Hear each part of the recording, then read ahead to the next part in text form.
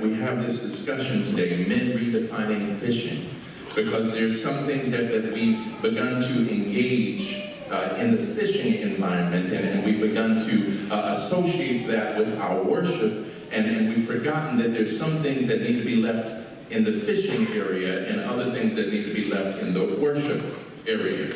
I know I might not be making too much sense right now, but let me make it a little bit plainer. Dean McIntyre, who was the director of worship in the Global Board of Discipleship, wrote a book called Praise in the 21st Century Church, amen. And what he declared as he was writing this book, he began to deal with tradition and traditional. Tradition and traditional. And what he acknowledges that tradition is the living works of the dead. Somebody say living works. Living works. The living works of the dead. And traditional is the dead works of the living. I'll let that marinate for a moment. You see, there's some things that we do today that we want to call tradition, but it's really traditional, if you follow what I'm saying. Some things we want to do and we say, oh, this is tradition. My mother did it, my mother's mother did it, my father did it. But when you look at it, it's dead works of the living, not living works of the dead.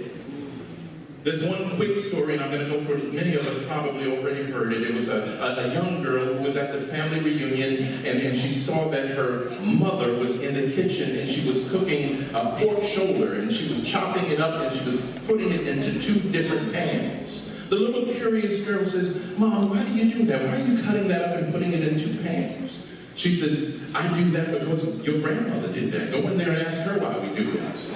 So she went to Grandma. She said, Grandma, Mom's in there cooking this pork shoulder. She's cutting it up and putting it in 2 pans. Why would she do that? She says, baby, I can't tell you why I did it because my mother did it. Go ask your great-grandmother. Great-grandmother's out on the portico. She goes and she says, great-grandmother, Mom's in the kitchen cooking, and she's cutting up pork shoulder and putting it in 2 pans. Why would she do something like that? And she laughs.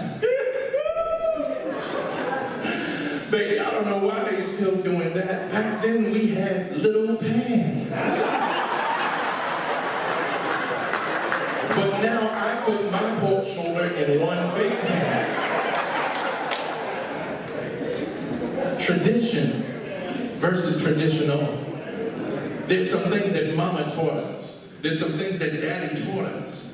And they were good in that particular season, but if you look in this particular season, are they still vital?